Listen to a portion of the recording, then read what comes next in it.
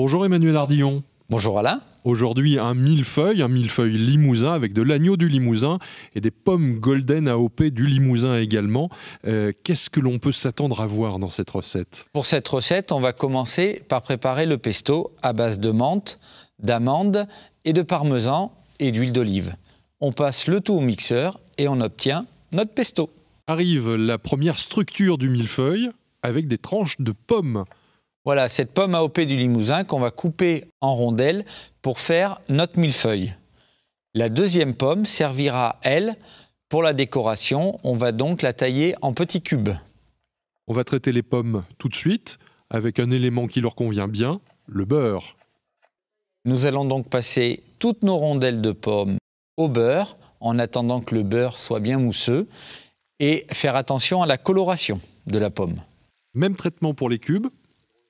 Tout à fait, les cubes sont passés au beurre mousseux aussi, toujours en faisant bien attention à la coloration.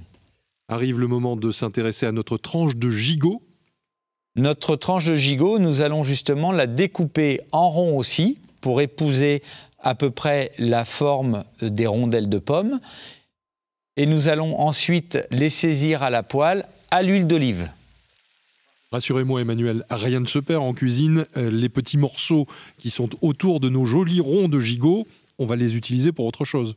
Effectivement Alain, rien ne se perd, tout se transforme. On s'en servira pour une autre recette. On garde une viande bien rosée, juteuse à l'intérieur. Et maintenant, la fabrication, l'assemblage du millefeuille. On commence par la viande. Voilà, pour le montage du millefeuille, on va commencer en intercalant une tranche de viande, une tranche de pomme sur 3 niveaux. Ensuite, on rajoute nos dés de pommes et en dernier, le pesto. Merci Emmanuel Ardillon. De rien Alain et surtout une bonne dégustation.